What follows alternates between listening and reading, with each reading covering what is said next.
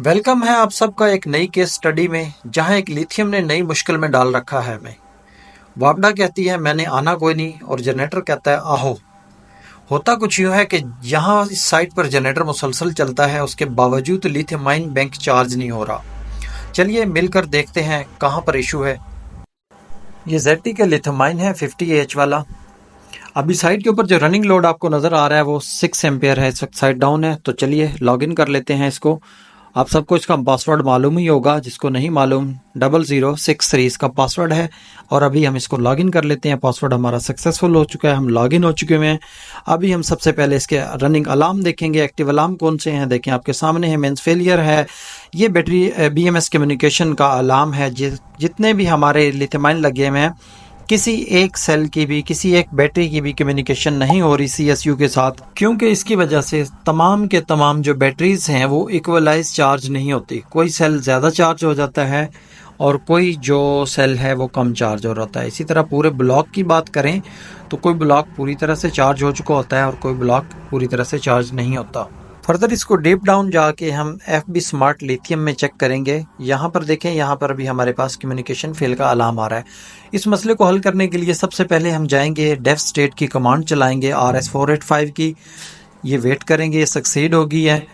और अभी हम दोबारा देखेंगे कि क्या इसने लिथियम आयन को पिक किया है या नहीं। उससे पहले अभी मैं आपको दिखा दूं, यहाँ पर टोटल 4 रेक्टिफायर मॉड्यूल चल रहे हैं जो कि 50Ah के मॉड्यूल्स हैं। अभी हम दोबारा इसके स्टैट्स को चेक कर लेते हैं।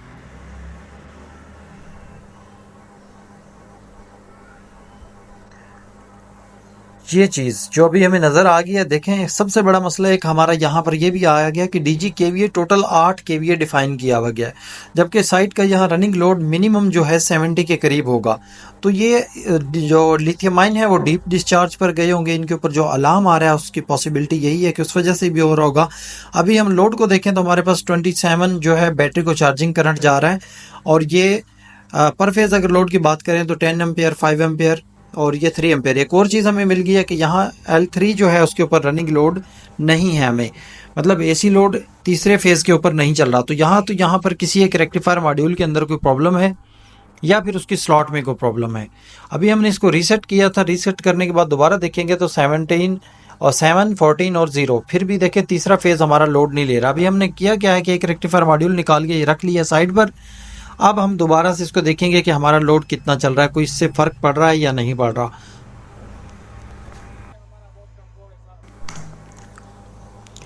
जी, तो अभी हम देखते हैं हमारा L26 और L3 0 और L16 है, मतलब L3 के ऊपर अभी भी कुछ प्रॉब्लम आ रही है, हमारा लोड नहीं आ रहा। उसके लिए हम फिर बारी बारी इनको हमने स्वैप किया है, एक मॉड्यूल को निकाल लिया। ये L3 हमने यहाँ से खाली कर लिया। यहाँ स्लॉट के अंदर इशू हमें नज़र आ गया, हमने L3 की एक और स्लॉट के ऊपर इस रेक्टिफायर मॉड्यूल को लगाया। तो अभी लोड करंट हमारा 55 है और बैटरी करंट 67 के ऊपर पहुंच चुका हुआ है। अभी ज़रा AC करंट को एक नज़र देखते हैं। 10 एम्पियर है L1 के ऊपर, L2 के ऊपर 10 है और L3 देखें अभी हमारा L3 के ऊपर भी लोड आ गया हुआ है। लोड बैलेंस करना इंतहाई ज़रूरी है। ये हमारे जो जनरेटर्स हैं उनके लिए, उनकी हेल्थ के लिए बहुत ज़्यादा इंपॉर्टेंट फैक्टर है, इसको देखना होता है। अभी हम लिथियम आयन की तरफ आते हैं तो देखें आपको यहाँ इनके ऊपर अलार्म नज़र आ रहा है, अलार्म नज़र आ रही है। ये चीज़ जो मैं कह रहा हूँ, देखिए कुछ सेल जो हैं वो फुली चार्ज हैं और कुछ फुली चार्ज नहीं है। इनका SOC डिफरेंट है सबका। इसकी वजह ये है कि इनका जो कम्युनिकेशन है तमाम ब्लॉक्स का वो उसके साथ नहीं हो पा रहा, CSU के साथ। अभी हम इस केबल की कनेक्टिविटी चेक करेंगे। ये केबल जा कहाँ रही है, बेसिकली ये केबल यहाँ से जा रही है, दूसरी साइड के ऊपर एक और सेल लगा हुआ है 100 एम्पेयर का, वहाँ पर जा रही है। और वहाँ से एक फाइनल केबल आ रही है जो कि फ्लेक्सिबल के थ्रू होते हुए हमारे SIU के अंदर आ रही है, A0 और B0 के ऊपर।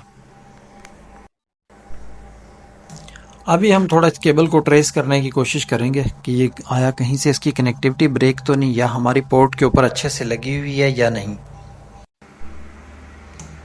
कनेक्टिविटी को हमने कंफर्म कर लिया है, केबल हमारी बिल्कुल ठीक है। अब मसला यहाँ पर आ रहा है कि हमारा जो SIU कार्ड है ये फॉल्टी है। अभी हम नेक्स्ट पार्ट के अंदर एक SIU किसी साइट से निकालेंगे, वो यहाँ लगाएंगे और मैं दोबारा आपको इसके बाकी एनालिसिस जो हैं, बाकी इसके स्टैट्स जो हैं वो आपके साथ शेयर करूँगा।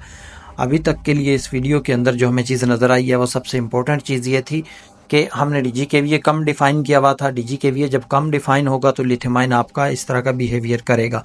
अभी होपफुली इंशाल्लाह ये साइट हमारी डाउन नहीं होगी क्योंकि आउटेज में आ रही थी। इसके जो KVA हमने बढ़ा दिए हैं, इनफ चार्जिंग करंट जा रहा है। मिलते हैं नेक्स्ट वीडियो में। अल्लाह हाफिज़।